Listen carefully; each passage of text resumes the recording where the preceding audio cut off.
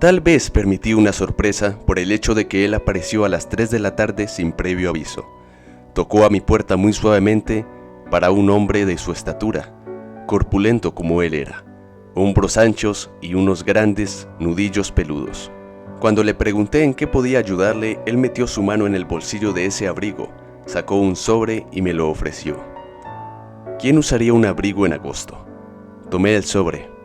Por el frente estaba sellada en varios lados, con información de la instalación correccional de San Luis. Una carta de la prisión, excelente. No conozco a nadie en la cárcel. Entonces me di cuenta de una pequeña nota en el posterior del sobre. Decía simplemente, por favor, deje que el mensajero esté presente para la lectura de esta carta.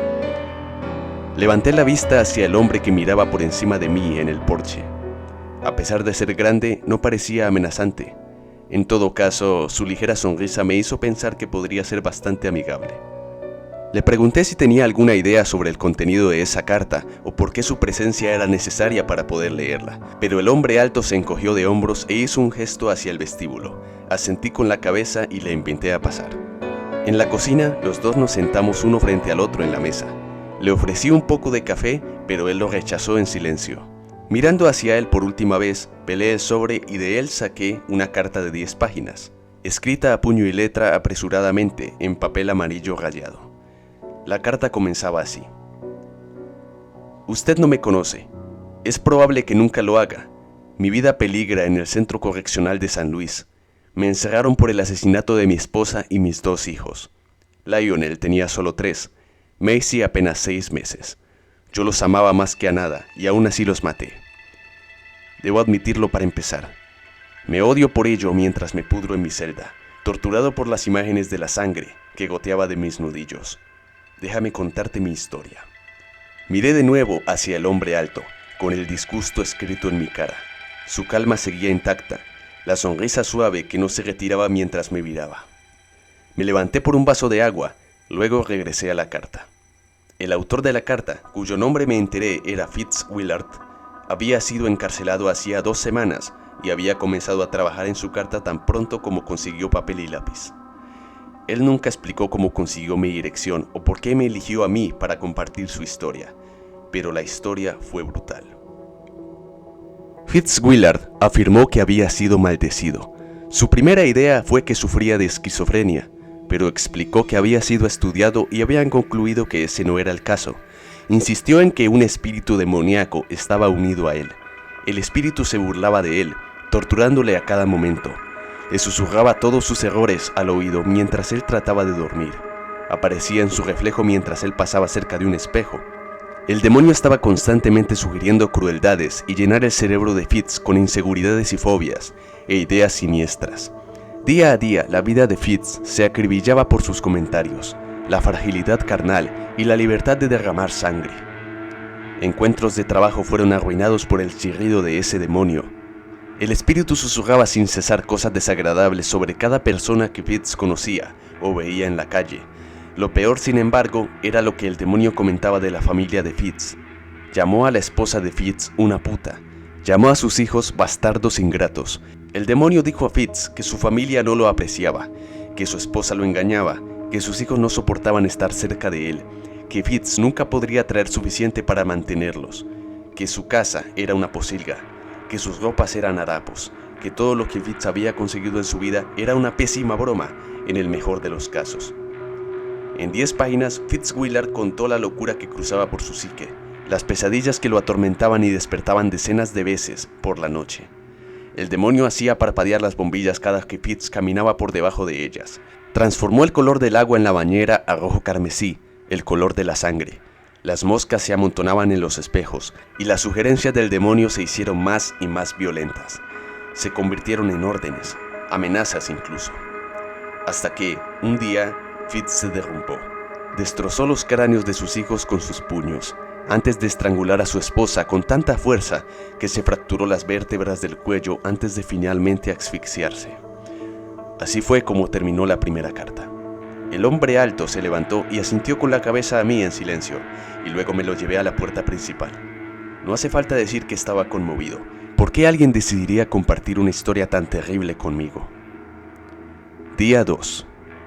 El hombre alto volvió a mi casa y se quedó de pie en el porche como la última vez, y cuando fui a saludarlo me entregó la segunda carta. Era casi idéntica a la primera carta. La tomé y repetí el proceso del día anterior. Como imaginaba, quería más. ¿Qué palabra le haría más justicia a la naturaleza de la segunda carta? Oscuro, retorcido, desesperado.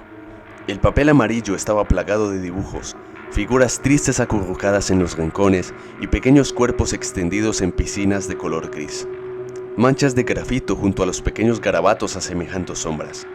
La segunda página de la carta era solo un gran dibujo, la cara de una mujer sufriendo, la boca abierta y con el cuello lleno de gusanos, arañas envueltas entre su pelo. Esa segunda carta le dio nombre al demonio, Grimdead. Grimdead el torturador. Miraba a menudo de la carta al hombre que estaba sentado frente a mí. ¿Sabía él de la terrible historia en estas cartas? ¿Por eso era tan importante que estuviera presente cuando las leía? Su suave sonrisa nunca vaciló, nunca se desvaneció, mientras miraba distraídamente mi cocina. Fitz escribió sobre su descenso a la locura, acerca de la llamada entre lágrimas que le hizo al 911 mientras permanecía de pie frente a los cuerpos sin vida de su familia. Habló de la prueba y cómo, incluso en la sala del tribunal, Grimdead se sentó detrás de él en la mesa del demandado y vociferó maldiciones sobre todos los presentes. Grimdead exigió a Fitz tomar la pistola del oficial de seguridad al final del juicio y Fitz lo hizo. Esto condujo a una breve paliza. Grimdead hizo que Fitz, desde la puerta de su celda, gritara groserías y amenazara a los guardias. Esto condujo a una paliza aún mayor.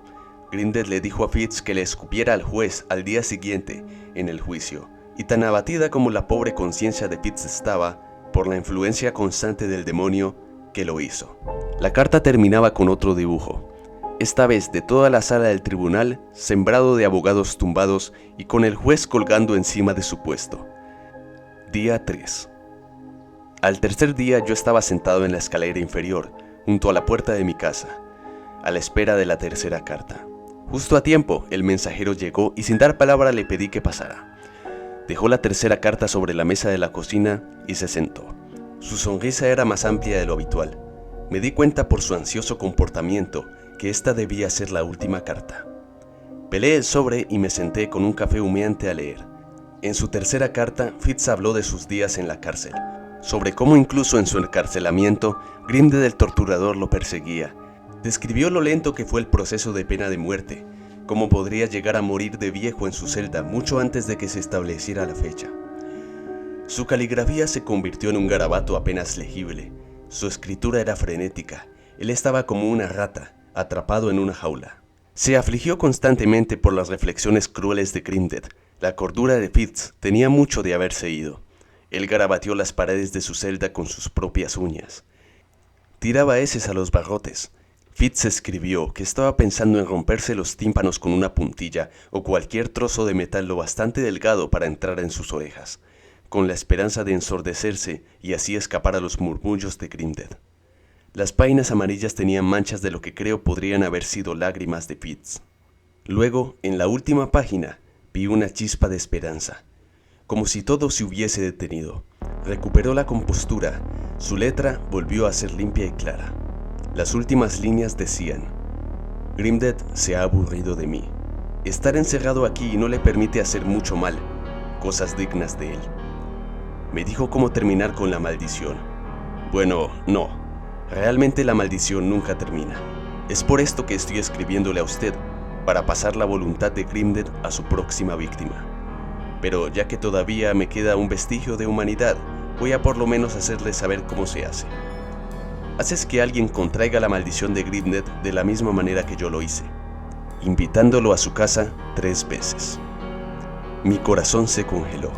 No me atrevía a respirar mientras miraba por encima de la carta, solo para encontrar al hombre alto mirándome directo a los ojos.